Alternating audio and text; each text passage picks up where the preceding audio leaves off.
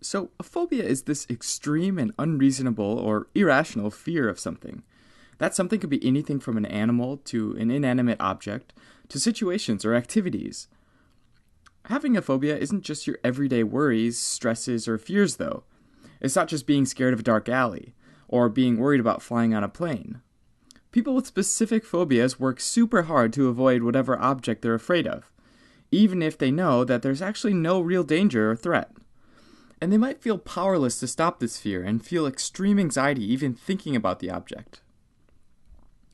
Because of this, phobias can seriously disrupt daily routines, limit your work efficiency, reduce your self-esteem, and strain relationships because someone might do whatever they can to avoid feeling the anxious and sometimes terrifying feelings of a phobia. As an example, many people might feel a little uneasy or annoyed camping at night when tons of moths start to swarm around your lanterns. But knowing that this will probably happen likely won't affect your decision to go camping, right?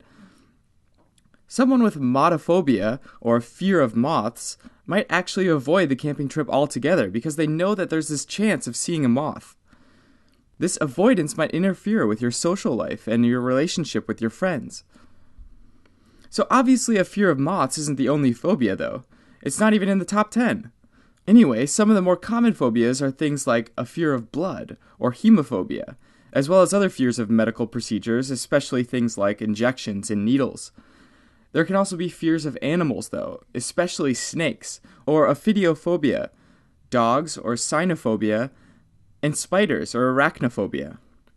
An example situation could be like claustrophobia, which is a fear of constricted or enclosed or tight spaces. Someone with claustrophobia might have this intense fear of getting on an elevator because it's so compact.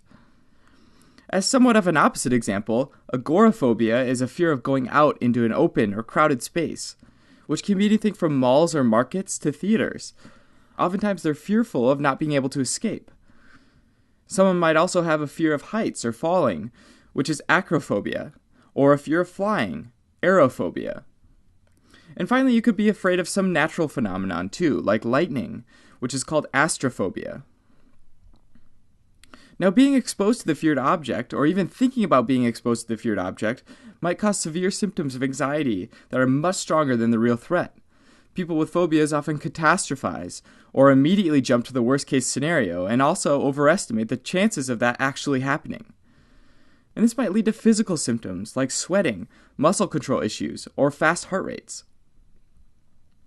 Even though certain things, like spiders, can cause anxiety with a lot of people, it's super important to emphasize the difference between an everyday anxiety about something and a specific phobia. As an example, an everyday anxiety might be feeling queasy when you enter the spider exhibit at the zoo.